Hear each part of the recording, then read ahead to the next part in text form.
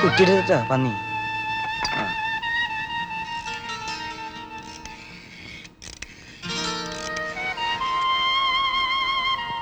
Hello, മാണിക്യ സാറല്ലേ?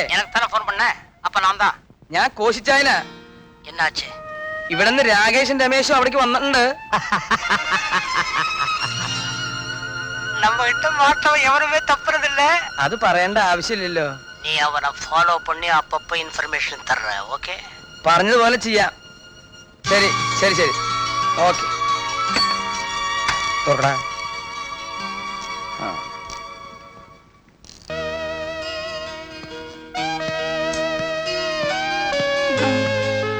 ഈ piece ഏതാ? Egyptian cotton. ഇത് കൊള്ളാല്ലേ? ഹലോ, ഇത് മതിയോ? ഹലോ. വാടി. രക്ഷയില്ല.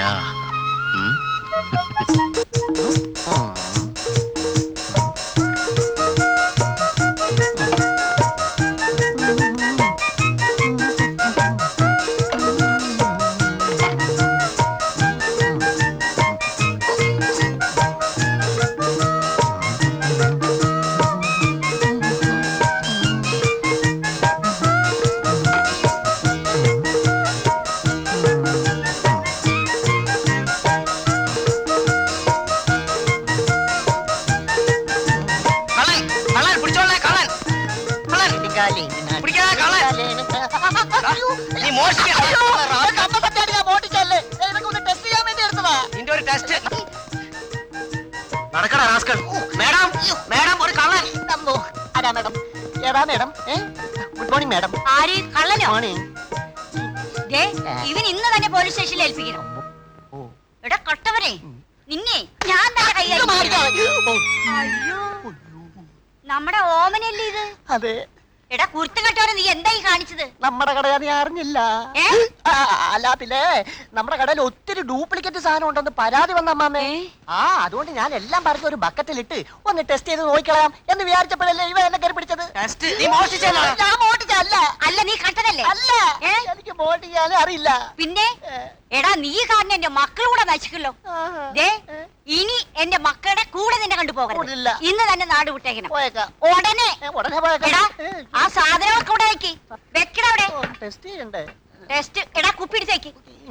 എല്ലായിടത്തും വെക്കൂടെ. എല്ലാം വെച്ച്. എടാ നീ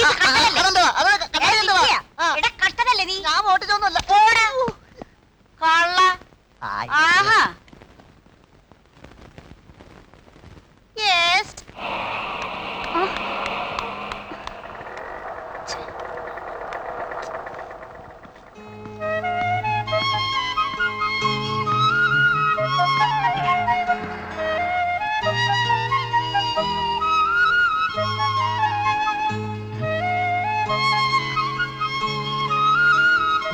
മാഡം, ടൈം പ്ലീസ്.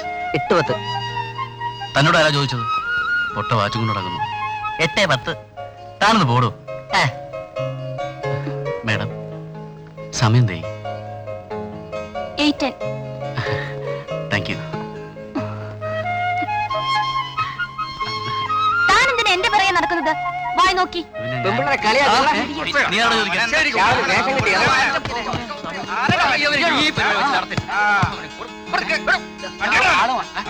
അവനങ്ങ് പോയോ?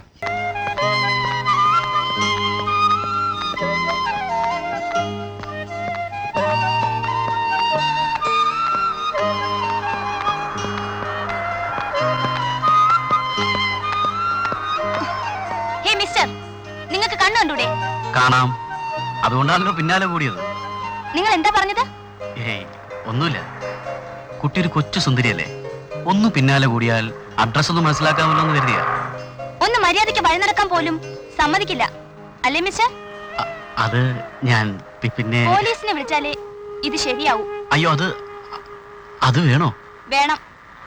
Police, police, police. പ്രശ്നമാവോ ദൈവമേ?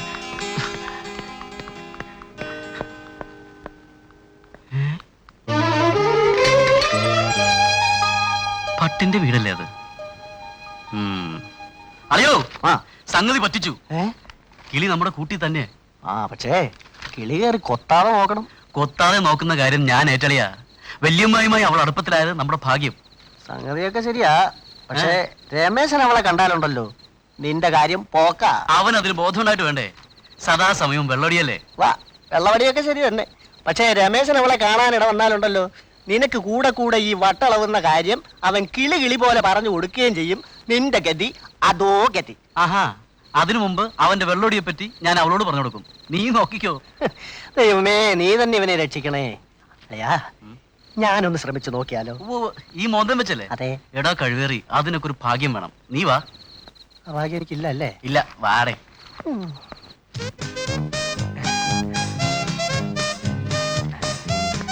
Good morning sir.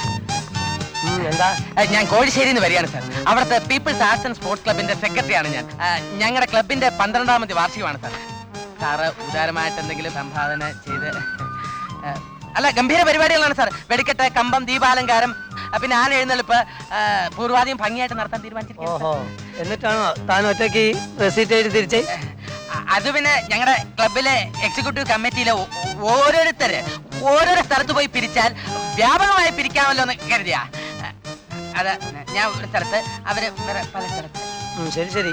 കലാപരിപാടികൾ എന്തൊക്കെയാണ്? പലതും ഉണ്ടെങ്കിലും അരണക്കാട് സുദേവന്റെ കഥാപ്രസംഗമാണ് സാർ മെയിൻ. ഓഹോ, അത് ശരി. ഇപ്പൊ മനസ്സിലായി. താൻ ഇവിടെ നിൽക്ക്, ഞാൻ പോയി പോലീസിനെ വിളിച്ചിട്ട് വരാം കേട്ടോ. അത് ശരി. എന്തിനാ സാർ? സത്യം പറ, നീ ആരാണ്? ഞാൻ പീപ്പിൾസ് ആർട്സ് ആൻഡ് സ്പോർട്സ് ക്ലബിന്റെ. പോകരുത്. എടാ, ഞാൻ ആരാണെന്ന് നിനക്കറിയോ? ഇല്ല സാർ. ഞാനാണ് നീ പറഞ്ഞ കാതികൻ അരണക്കാട് സുദേവൻ. മനസ്സിലായോ? ഞാനറിയാതെ എന്റെ ഒരു കഥാപ്രസംഗം. സാർ, എന്നോട് ക്ഷമിക്കണം സാർ. വേണ്ട വേണ്ട, നിന്നെ കണ്ടപ്പോഴേ നിന്റെ ഒരു കള്ള ലക്ഷണം ഞാൻ ശ്രദ്ധിച്ചു. സാർ, അത് ബൈ ബർത്ത് എനിക്കുള്ളതാ. ആക്ച്വലി ഞാൻ പാവമാണ് സാർ. കള്ള റെസീറ്റ് ഒരു പിരിവിൽ ഇറങ്ങിയിരിക്കുന്നു. ഉടനെ ഞാൻ പോലീസിനെ വിളിക്കും. സാർ, ഒരു തവണത്തേക്ക് എന്നോട് ക്ഷമിക്കണം സാർ.